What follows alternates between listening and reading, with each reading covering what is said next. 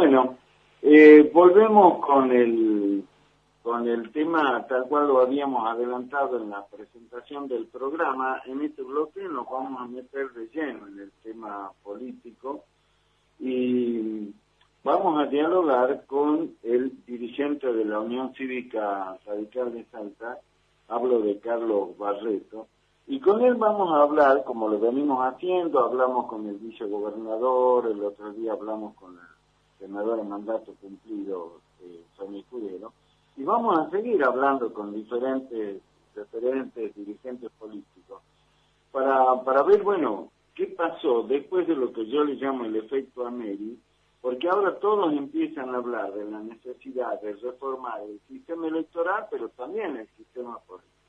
Así que de ese tema vamos a charlar hoy, repito, con el dirigente de la Unión Cívica Radical, Carlos Barreto. Así que le doy la bienvenida, le agradezco como siempre la gentileza para charlar con nosotros. Mi querido conde Carlos Barreto, ¿cómo le va? ¿Cómo anda? ¿Qué tal? ¿Cómo le va, Daniel?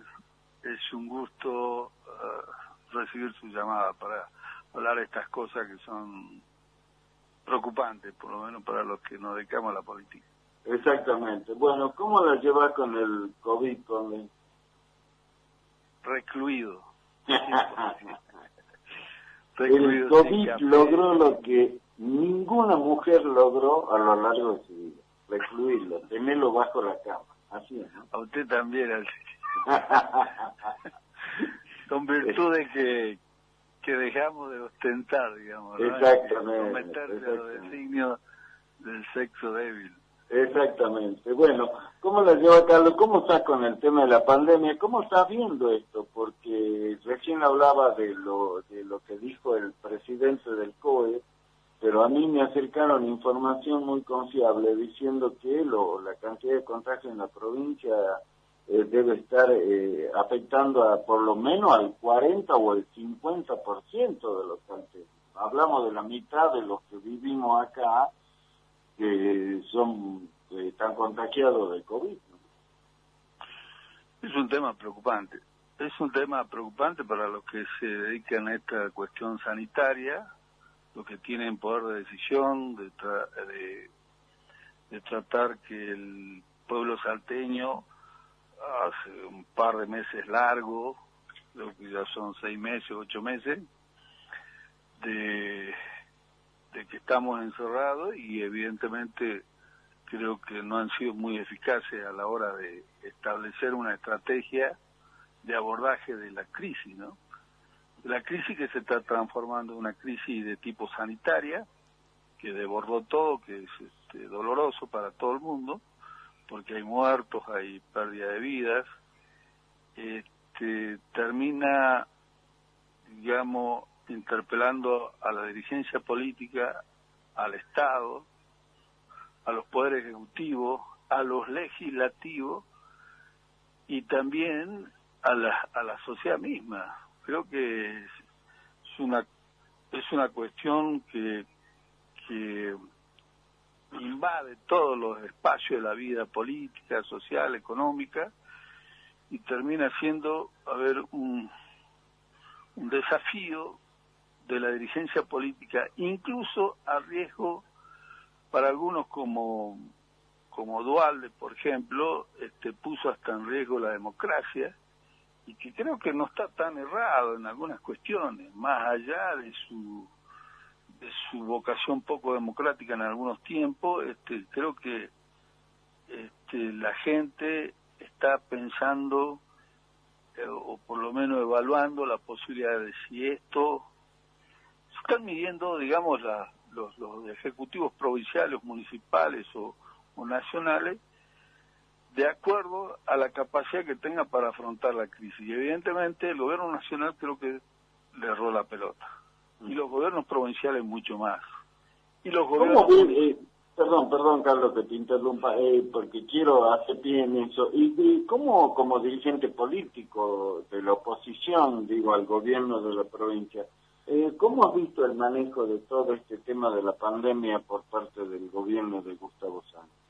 Yo creo que cuando comenzó todo esto en marzo, había un intento de concentrar toda la estrategia, ser una estrategia única desde el gobierno nacional. Creo que estuvo bien, o por lo menos no teníamos otro elemento como para evaluarlo, y por lo tanto creíamos que entre la posibilidad de la vida y la economía, por supuesto que siempre defenderemos la vida, pero evidentemente después de 8 o 9 meses, la cuestión, y comparando con los distintos abordajes a nivel mundial, las comparaciones que se hacen con Suecia, con Uruguay, evidentemente no ha sido la mejor estrategia. Seguimos teniendo un alto nivel de infectados y de muertos, que era la conclusión de todo esto, era el nivel o el porcentaje de muertos que podríamos tener.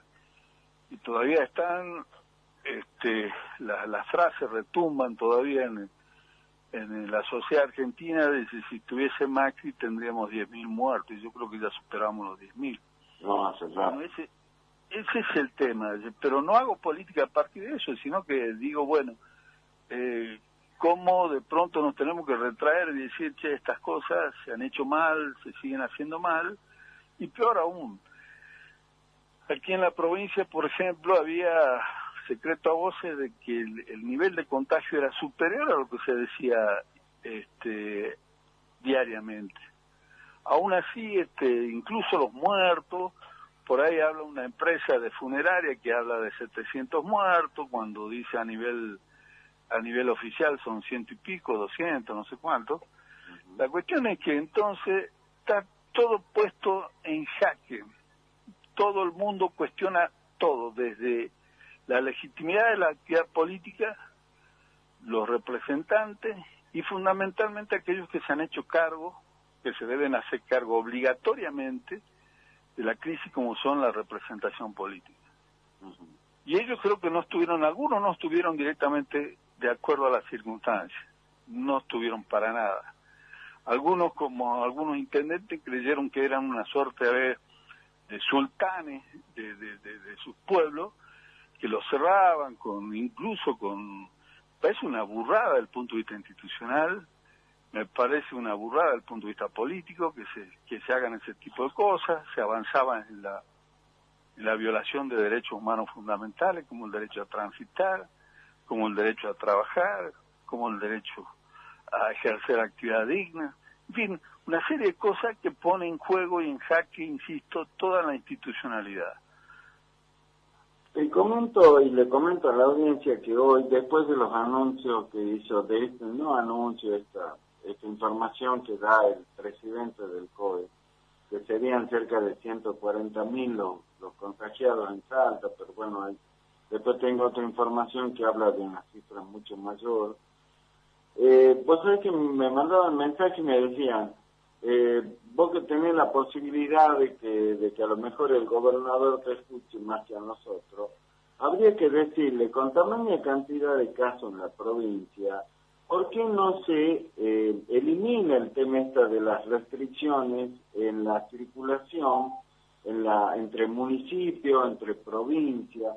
Porque dice, si tenemos tamaña cantidad de casos, entonces ¿por qué vamos a seguir privándonos de tener contacto con los seres queridos después de 6 meses, que a lo mejor un abuelo no ve al nieto, el nieto no ve al abuelo, no ve al hijo, bueno, todo lo que eso significa?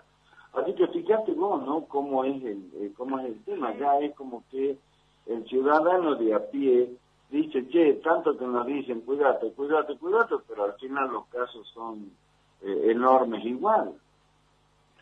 Sí, es que es un tema, como digo yo, sí, está puesto en crisis todas estas cuestiones, las decisiones políticas. Cada vez que hablaba el gobernador, por ejemplo, legítimo o no, salía el ciudadano común a descreer absolutamente todo, como por ejemplo cuando decían, no hagamos política. Yo me imagino, intento interpretar que cuando decía eso, se estaba refiriendo no hagamos electoralismo con estas cosas, pero política se hace todos los días, lo hacía, cada uno de sus actos son de carácter político. Por lo tanto, es decir, y me acuerdo que de pronto terminamos siendo los responsables los ciudadanos que, por ejemplo, no tenemos los que tienen IPS, por ejemplo, o alguna obra social. Las obras sociales no han dado, algunos no dieron abasto, otros no quisieron atender. Y esto del Instituto Provincial de la Salud, me parece que hay que reconfigurar todo, porque si esta es la obra social más importante de la provincia, no tenía la capacidad, ni previó la posibilidad de que haya un montón de infectados y con posibilidad de ser internados, si no tuvieron la previsión esa, ¿para qué tienen esa obra social cautiva? Dejó de ser una herramienta que le sirva a los empleados públicos, que son cerca de 100.000. Pero las otras obras sociales también. Y de pronto se vieron miserias, o no, de algunas cuestiones, o por lo menos salió a la luz con este tema de los plasmas, de la comercialización de plasma, a ver, de la incompatibilidad de que estaban de los dos lados del mostrador. Sí, hay una serie de cosas aquí, pero si no hubiese habido pandemia, estas cosas no se iban a discutir nunca. Aún así, qué sé yo, el gobierno provincial ya modificó la corte, no sé, para que dos tipos más, que qué sé yo, a ver, los partidos políticos, como el nuestro, que se resisten a decir o están reinterpretando una norma que es taxativa, como son las cartas orgánicas, las desconocen, pero hay problemas porque en nombre de quién van a ir a decir, por ejemplo, dice, acompañamos a Gustavo Sáenz como lo hizo en verdad el radicalismo en marzo, dice, tenemos que acompañar en nombre de quién, a quiénes representan. Si de pronto cuando dicen, a ver, reinterpretan los plazos, cuando fue el 9 de septiembre de hace 2 años, ellos deberían haber fenecido el mandato el 9 de septiembre. Y reinterpretan todo, no porque es el momento de la Asunción y porque tenemos más. Todo eso genera descreimiento en la política en general, no en la Unión Cívica Radical. En la política, claro. Y también, y le da la posibilidad al ciudadano común, porque este señor que se cree presidente, que no lo es, ¿en nombre de quién va a salir a decir yo acompaño o no tal cual o cual decisión? Porque si no fuese en septiembre, lo mismo estaría incurriendo, digamos, en un déficit o en un problema, porque tendría el síndrome del pato rengo, como se dice, aquellos gobiernos que carecen de legitimidad ya en la postrimería de la terminación de su mandato. O sea, no tiene legitimidad para acompañar o desacompañar a nadie. Por lo tanto, ahora, de cuento a la audiencia, estamos charlando con el dirigente de la Unión Cívica Radical de Salta, Carlos Barreto. Bueno, el apoderado de la Unión Cívica Radical, hablo del doctor Fermín Aranda, le envió la vez pasada una nota al presidente de la convención del partido, al doctor Alberto Esteche, diciéndole justamente esto que vos estás planteando, que el mandato de Mario Tenemi Messi ha concluido. ¿Por qué? Porque la Carta Orgánica del partido dice que si alguien asume un cargo ejecutivo, inmediatamente cesa en su cargo partidario, y Messi, el 10 de diciembre del año pasado, asumió la intendencia de Tartagal, o sea que en ese mismo momento dejó de ser el presidente del radicalismo. Sin embargo, como vos decís, sigue actuando como presidente, aun cuando está absolutamente fuera de lo que determina la carta orgánica. Bueno, ¿y cómo sigue la historia esta? Porque la vicepresidente, la señora Bernazar, tampoco se hizo cargo de la conducción del partido. ¿Cómo sigue la historia puertas adentro del radicalismo de Salta? Bueno, esto está claro, yo lo dije y lo anticipé hace un par de meses atrás, que en realidad esto no tienen intención, y estas son las cosas que ponen en evidencia esta crisis. incluso una crisis sanitaria también pone en jaque o en evidencia o transparenta las actitudes de la dirigencia política, que son los que tienen que conducir la crisis de tipo sanitaria, digamos, y a partir de los partidos políticos. A ver, estos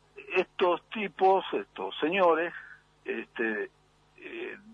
decididamente no van a hacer internas, no quieren convocarlas y se quieren prorrogar mandatos, pero autoprorrogarse, cosa que es una burrada cuando un partido, cualquier partido, no tienen ni las facultades como para autoprorrogarse. Es lo mismo que pase en la Cámara de Diputados, que esta situación sanitaria sigue se profundice para el año que viene y termine decidiendo, por ejemplo, López Amat, o ¿cómo se llama?, el presidente de la Cámara, haciendo una resolución, dice, bueno, porque hay problemas acá con el tema del coronavirus, nosotros nos vamos a prorrogar por 4 años más nuestros mandatos. Eso es lo que están haciendo esta gente del radicalismo. Creen que ellos tienen facultades para prorrogarse, un órgano ejecutivo para prorrogarse sus mandatos hasta el tiempo que ellos creen conveniente. Y en realidad es un pretexto fenomenal el tema del coronavirus. Si es cierto que hay coronavirus, si es cierto que hay crisis sanitaria, pero también es cierto que los políticos del radicalismo, de todas las expresiones políticas, tienen que solucionar el problema, no tienen que llorar sobre la leche. ¿Cómo se solucionan? Para eso han sido electos. Por lo tanto, la primera instancia de legitimidad son los partidos políticos. Que ellos confunden, ellos quieren los partidos políticos para venderlos, o para apropiarse de los dispositivos internos, como por ejemplo manejar los recursos que les vienen, que en general le sacaron a todos los candidatos del interior y se la dieron, por ejemplo, a uno. Esas cosas hicieron. A ver, y lo que estamos hablando en realidad es una cosa diferente. El partido va por un lado de las cuestiones electivas, o los cargos electivos transitan por otro andarivel. Para eso están las PASO, cuando se eligen los candidatos a cargo electivo, y para las otras, que tienen que ver con solamente conducir un partido que es de base doctrinaria como la Unión Cívica Radical, para eso está la interna. Pero necesitamos legitimidad, necesitamos decir, yo no comparto, por ejemplo, que el bloque de diputados, excepto Chiván, haya votado el decreto 255, por ejemplo. No comparto en absoluto, porque eso está en contraposición a las razones históricas que dieron origen a la Unión Cívica Radical. Claro. El avanzar sobre las libertades individuales y colectivas, sobre el derecho individual. Esas cosas han sido gravísimas. Y peor aún, ahora andan reinterpretando ellos que creen decir que ellos no son populistas y no sé qué más cosas, se ponen a la derecha por oposición al gobierno nacional, y en realidad son la misma cosa, porque los mismos defectos que se los endilgamos, ni siquiera este gobierno, el populismo originario que fue el de Kirchner, lo hacen ellos, como delegarse facultades y hacer lo que quieran, por ejemplo. Como apropiarse, por ejemplo, de los fondos y hacer lo que quieran. Como conducir a UCR, por ejemplo, y no llamar a elecciones en la que corresponde. Ni siquiera le estamos diciendo que es anticipada, nada. La que corresponde después de 2 años. Bueno, fíjate vos planteas la crisis interna que vive la Unión Cívica Radical de Salta, y el otro día lo escuchaba al doctor Pino Rocha Alfaro, que es el apoderado de una de las agrupaciones, digamos, de los sectores internos del Partido Renovador, y también están en la misma. Es como que nadie quiere hacer la apertura democrática y convocar a elecciones, ¿no? Ahora, bueno, pasando a un tema más amplio, después del efecto Ameri, como yo le digo, se plantea en Salta la necesidad de replantear el sistema electoral y el sistema político, y ya se habla de la idea de consensuar en la medida que lo logren, la eliminación de las PASO, por ejemplo. ¿Cuál es tu mirada sobre ese tema, Carlos? Sí, sí, escuché la otra vez una conversación con el vicegobernador.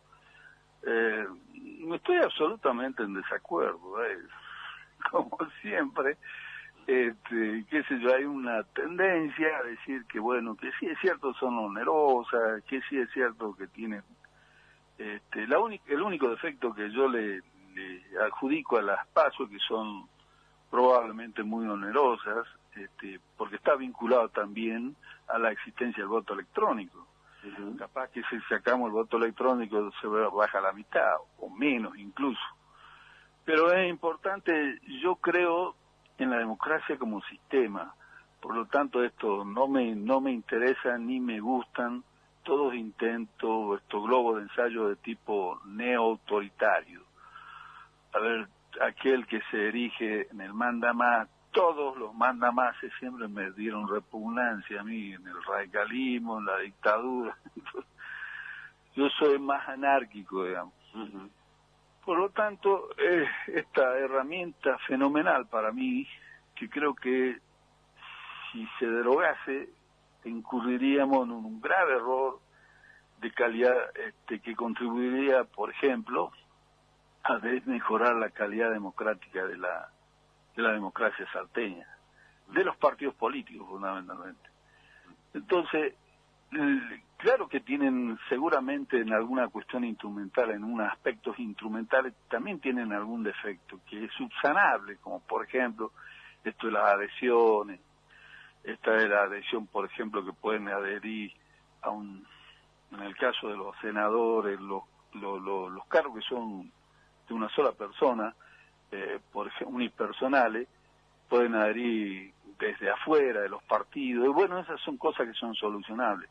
Pero en general creo que el espíritu de la ley de primaria es una herramienta fenomenal en estos tiempos para adquirir legitimidad política, que es la única. Ahora, y particularmente, bueno, el tema lo hemos charlado nosotros, ¿no? Voy yo, Carlos, al asunto Y a mucha gente, como yo le digo, el ciudadano de a pie, le causó horror ver lo que pasó en la última elección con la enorme proliferación de listas, de candidatos o de precandidatos, y como decían algunos, había más precandidatos que gente. Ahora, ¿cómo corregir eso si es que hay continuidad en las PASO, Carlos? Bueno, pero ese no es un problema exclusivamente de las PASO. Probablemente se percibe más ahora porque, claro, todo el mundo quiere serlo. Me parece bien a mí. Mientras sean más listas, lo que pasa, a ver, ¿qué podemos decirle como defecto? Se contribuye a dispersar el poder de la democracia o el poder democrático. Aquellos quienes acceden o son electos de pronto carecen de la legitimidad suficiente. Y no creo, porque, por ejemplo, el origen o el piso de legitimidad de las listas son del 1,5 del electorado. Si vos no sacás eso, después no pasás a la general. Y que vos saques el 1,5 es una cantidad de votos importantísima, digamos, que no es poca cosa. En el caso de la provincia son algunos votos que no, o sea, muchas expresiones, partidos políticos no han logrado superar esa barrera de legitimidad democrática del 1,5. Que haya dispersión también lo hay en los otros sistemas. La dispersión probablemente, claro, los partidos políticos se manifiesten en los partidos políticos y de última, bueno, es el partido político la que se va a la general. Pero yo creo que ese problema de la falta de representación o la crisis de legitimidad que hemos tenido en los 90 y pico, y comenzamos, a partir del cual hicieron algún experimento, como por ejemplo en la época de Menem, que ponían cantantes, que ponían vedette, que ponían todo eso, porque evidentemente la democracia carecía de legitimidad, se estaba diluyendo el poder democrático y la gente no creía en los políticos tradicionales. alguna cosa de eso también apareció en los últimos tiempos, y apareció este fenómeno de la nueva política que terminó siendo, la nueva política no era más que la vieja política, con trajes nuevos, digamos. Lo único nuevo eran los trajes, pero no tenían nada de nuevo. Es una muestra más de que, por ejemplo, se erigen en demócratas y son, por ahí hay alguna gente que escribe al respecto del nuevo fascismo, y son fascistas, porque no creen en el debate, no creen en la diferencia, no creen en la pluralidad, y creen que ellos con esa condición tienen que ser ellos. Ese es el problema.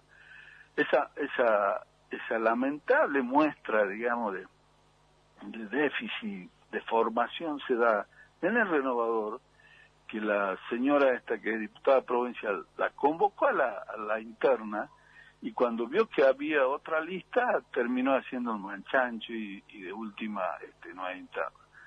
Lo mismo está pasando en el radicalismo. El intento de quedarse de por vida, por decir algo. Por lo tanto, el tema de las PASO, yo comparto el espíritu de haber sido cuando se sancionó esto, que ya en el año 95 nosotros lo proponíamos como alternativa a la deserción que había de la política y la desesperanza que tenía la gente respecto a la política. Porque se daban casos así extraños, que por ejemplo en el caso del radicalismo nosotros sacamos 2.000 votos para un candidato, después lo poníamos en la general y sacaba 1.800. Y se dio un fenómeno raro, como por ejemplo acá en la capital, que nosotros no teníamos más de 400, 500 votos, y sin embargo algunos tuvieron como 20, 30.000 votos. O sea que esto es un tema de discusión interesante, pero como conclusión yo sigo pensando que las PASO son perfectibles, por supuesto, con algunas modificaciones, y el complemento de la ley de partidos políticos, la ley de paridad, y las PASO son un conjunto de normas que contribuyen a darle claridad y transparencia al sistema político de partidos políticos. Ahora, a la hora vos me decías que lo escuchaste el otro día acá con nosotros al vicegobernador Antonio Maroco.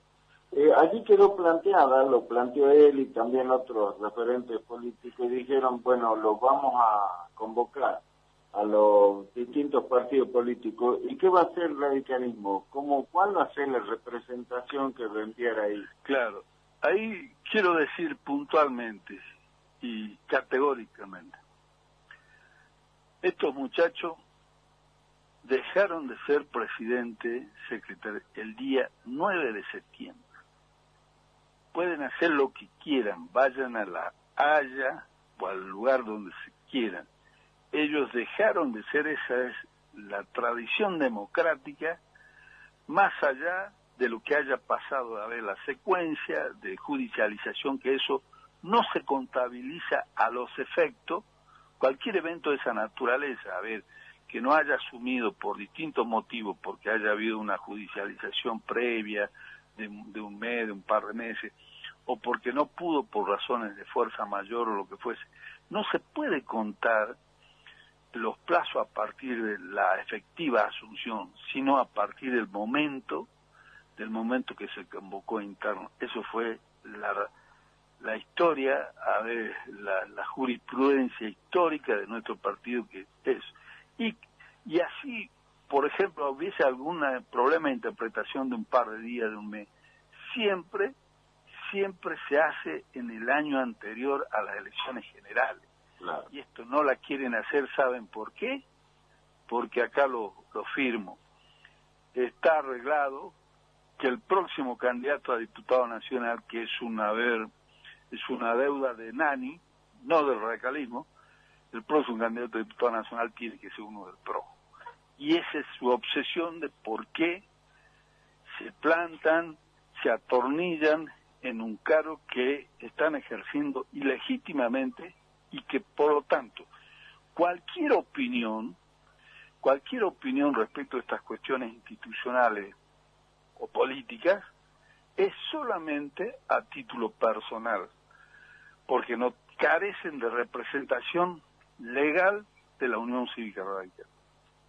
Se me terminó el tiempo, se me terminó el programa. Gracias, Carlos, por esta charla. Esto, como decimos, o se dijo alguna vez, recién comienza, así que tenemos para seguir avanzando en este tema. Te agradezco mucho, te mando un fuerte abrazo. Cuídate, mi querido Igualmente, Conde. Daniel, hermano, ha sido un placer, es un gusto siempre hablar con vos. Bueno, un abrazo y saludo a tu escucha, radio escucha. Muchas gracias. Gracias. Chao, querido. Hasta luego.